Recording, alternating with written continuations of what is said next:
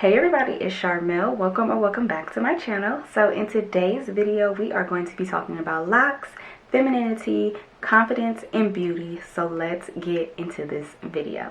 As the sun shines on all of my glory, my flaws don't look so bad at all. What was I so afraid of?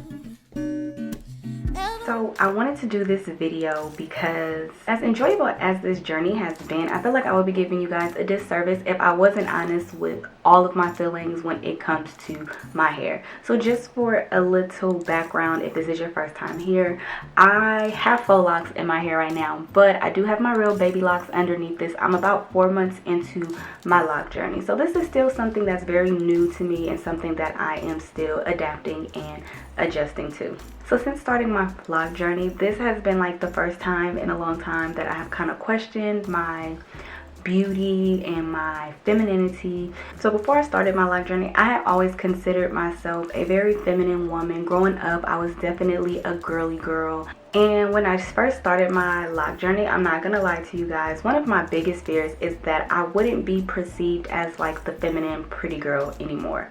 You know, I was concerned about like, would people still view me as attractive? What does my boyfriend, is he gonna still view me as being attractive? You know, growing up, I've always kind of fell into like the standard pretty category. Like obviously, I know that everyone will not find me beautiful and everyone will not find me attractive, but in general, I always kind of fell into like that standard category. And then especially how I wore my hair, it definitely played a role in how I was seen in terms of like the beauty standards. So obviously if I'm wearing a long straight wig or a long curly wig, according to society's standard, I would be deemed more beautiful. Since I started my lock journey, I have experienced a few people making comments about my hair, just kind of like questioning why I'm doing this to my hair. Like I had one scenario where my 7-year-old niece, she was basically telling her dad that she wanted to lock her hair because she seen that I was locking my hair. And then someone made a comment saying that, no, you're too pretty for locks. Mind you, I'm in the same room as this conversation is going down, and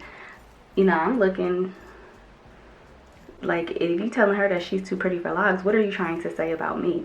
And luckily my brother, he definitely kind of reinforced her beauty and was like, no, if you want locks, you can get it. But that was the first time that I really like had that experience. And then there was another comment made about me. So I had on like these leather pants and some like chunky boots. I was giving real Janet Jackson, Rhythm Nation, okay? And I had my faux locks in, and so this is recent, and basically the person was like, oh, you've always been so, you know, pretty and dainty, and now you want to wear leather pants and have locks. Like, oh, basically insinuating that my locks kind of took away from my beauty and my femininity. So for the most part, I will say that everyone has been really receptive of this journey. I have gotten a lot of good feedback. My boyfriend, he don't care. He thinks I'm beautiful regardless of how I style my hair. But I will say that these comments definitely triggered me and started to make me question, like, you know, how I view myself.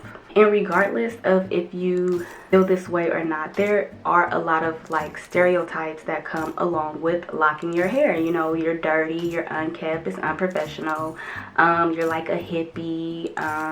Yeah, there's just a lot of stereotypes that come along with locks. And then on top of that, a lot of those stereotypes directly contradict like what society deems as feminine. So for me personally, it's been like a lot of like internal struggle with trying to make sure that, you know, I keep my self-esteem up, that I still feel good about myself. But I'd be lying if I said that these things don't get to me and make me question myself in this journey. Whenever I'm uncertain about something, or I'm looking for clarity or trying to understand something better, the first thing I do is look up the definition of the words or the meaning or whatever it is that I'm lacking understanding about. Because a lot of times, a lot of people use words out of context, and so for me, it's important that I'm using words that is beneficial to me and to my journey. So I looked up the word feminine, and feminine is an adjective, and it's just defined as having qualities or an appearance traditionally associated with women, especially delicacy and prettiness. And so you guys know, like, the femininity videos are really big now, like here on YouTube, and everyone is trying to push this image and of what femininity is, and I feel like a lot of the times it's always based on like prettiness or just like something added, like you have to do XYZ, you have to wear XYZ, you have to speak like XYZ, you have to use certain mannerisms. Like, it's interesting to see the way that people define femininity, but when you look at the actual definition, it states that just having qualities that are associated with women. So it's like, at the end of the day, as long as you are a woman, like, femininity is inherent to you. Like, you don't have to do anything extra, you don't have to be anything extra except be a woman. Like, it's divinely inherited into the nature, into the gene, and how we were designed and how we were created. And so, like I said, this is still like something new to me. This is still something that I'm actively working through, but in my journey to understanding more, reading the definition was definitely reassuring to me, because essentially the idea that a hairstyle can devalue your femininity is completely false. Like, I am a woman, period, point blank. I will always be feminine by design because I am a woman. This video wasn't created to throw shade at anybody or to talk against any of the practices that people use to boost up their femininity, because I do a lot of them as well. But my main purpose of this video was to reinforce that you, me, we, whoever, we are the ones who create the feminine energy that we want to give off, period. Like, no one can teach you, no one can tell you how to be you, and if you are a woman, no one can teach you or tell you what makes you or what doesn't make you feminine. Now, with that being said, I did want to share with you guys a few tips that I've been doing along this journey to just kind of help me with my confidence and, you know, to give me some reassurance during this time and as I continue to learn about my hair, learn about me. So when it comes to femininity and just beauty in general as it relates to having locks, the first thing I want to talk about is that when I first started my lock journey, I felt like I had the need to like overcompensate. So because I was already apprehensive about how I would be perceived by my hair, I felt like that I wanted to overcompensate in like makeup and, you know, the clothes that I wear, and just kind of making sure that I'm always done up. And I don't think that's necessary. At the end of the day, I feel like it's most important to do and be what feels comfortable to you, what feels natural to you. Prior to locking my hair, you know, I felt like I carried myself very well. So all I had to do was continue to be who I was. I just had a new hairstyle. You know, sometimes I wear long nails, sometimes I wear short nails. Sometimes, you know, I'm super dolled up, sometimes I'm super casual. But regardless of what I'm presenting or how I'm dressed or how I'm looking, my energy and my being is still feminine. Like, my face is still pretty. I don't have to play up any of those things. I just have to be.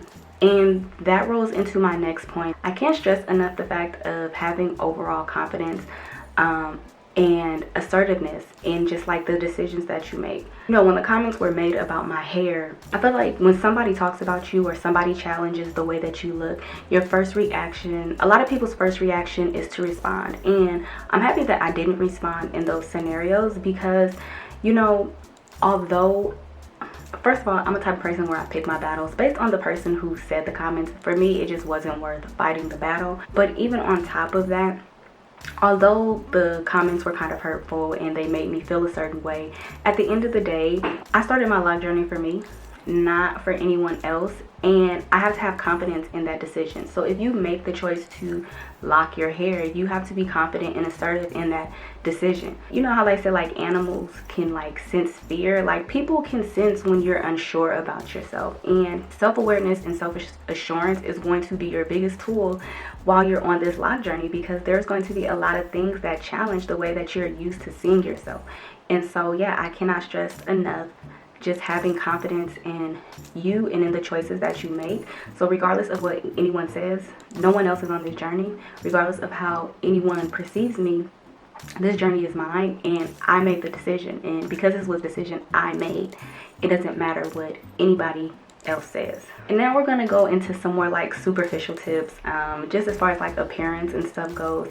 So my first tip, and I've said this in other videos before, I am big on just overall personal hygiene and grooming. I feel like I cannot stress that enough. Grooming and hygiene goes such a long way. There is no amount of makeup, there is no amount of designer clothes, there is no amount of dresses, there is no amount of heels, there is no amount of eyelashes, no amount of fake nails. And I like all of those things, but none of those things will ever replace good hygiene and grooming. Like, it's gonna always pull you together, okay? Makeup and everything else is extra.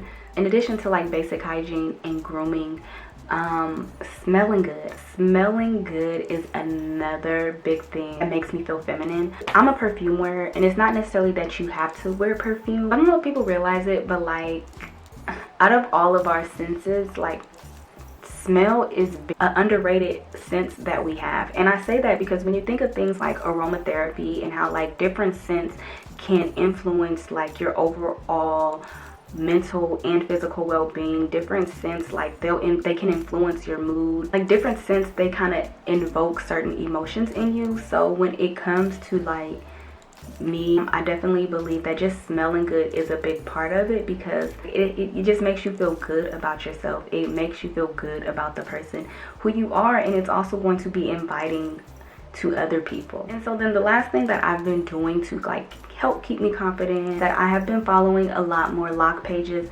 I've been following a lot of women with locks, just because I think it's important to make sure that you are finding things that reinforce your beauty. If you're constantly looking at people who don't look at you, if you're constantly looking at people who don't like just represent who you are, it's easy to feel insecure. Regardless if you're on a loc journey or not, I think it's very important to diversify the type of content that you consume. Just because I started following more loc pages and just because I'm on a loc journey, I still didn't unfollow all the other women who I look to for inspiration. I follow a variety of different women influencers, celebrities, things of that nature. What I've noticed is that there are women who are super glam who I follow, who I think are very feminine, and then there are women who are super laid back and they plain Jane type of clothes, and I think they're also very feminine. So I think it's just very important to diversify the type of content that you're consuming, so that you don't get stuck in like tunnel vision and on one image of what femininity or whatever it is. You don't get stuck on that being the sole image and standard. So yeah, that is it for this video. Drop down in the comment section and let me know one thing or multiple things that you do that make you feel feminine and confident. Thank you all for watching. Don't forget to like, share, comment, and subscribe. Follow me on Instagram, Snatched by Sharmel, and I'll see you all in my next video.